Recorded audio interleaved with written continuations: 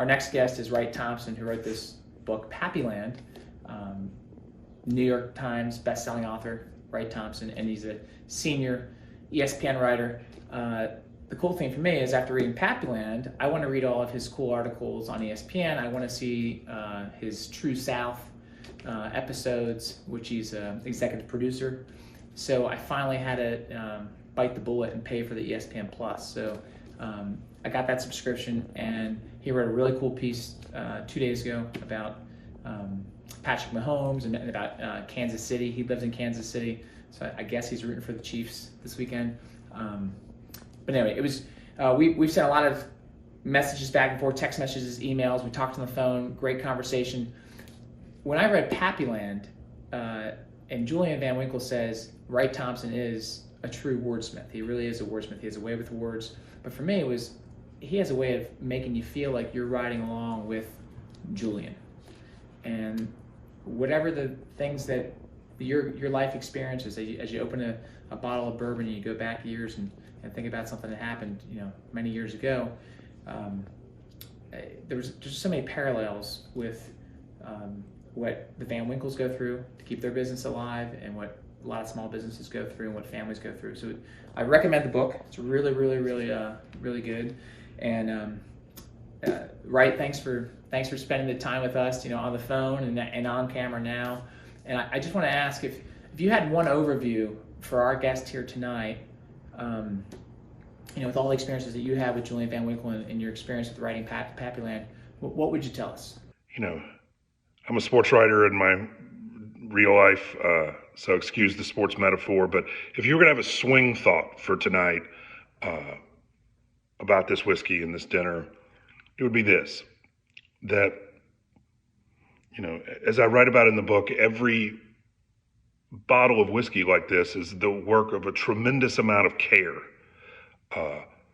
Care from Julian and his family. I believe Carrie's there with you tonight as well.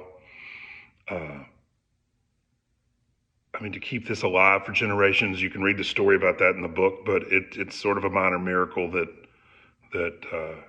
stuff even exists.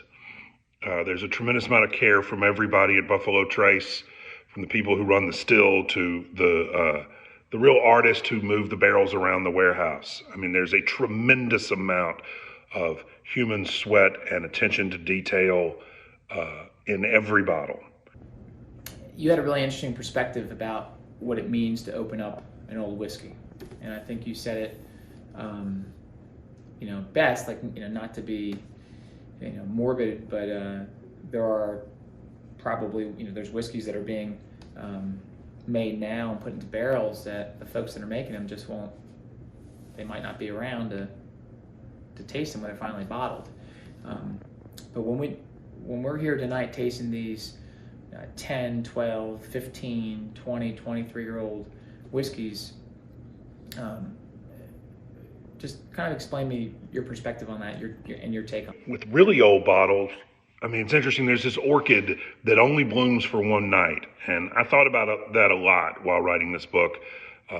One time Julie and I were drinking some whiskey, and he was like, it's really fragile. You take an old bottle of whiskey and you open the cork, and, it starts to change pretty fast.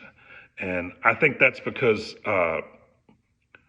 the hidden or secret ingredient in a really great whiskey or a really great bottle of wine or anything is the metaphysical ideas of the past and home and family that are trapped in the bottle with the liquid. And when you pop the cork, a little bit of 15 or 20 or 23 years ago comes out. And I think that is what's really going on here, is that every time you open that bottle, a brief bit of 23 years ago is in the room with you, or 20 or 15. And that means everybody who was in our lives then, they're in the room again. You think about the family members or, who are no longer here, or your friends. A really old bottle of whiskey conjures them in a really interesting way and a really profound, important way. So my thought, that I hope that, as you celebrate with friends and enjoy a meal and, this incredible whiskey, that's what you think about. And, those things were thought about in the making of it.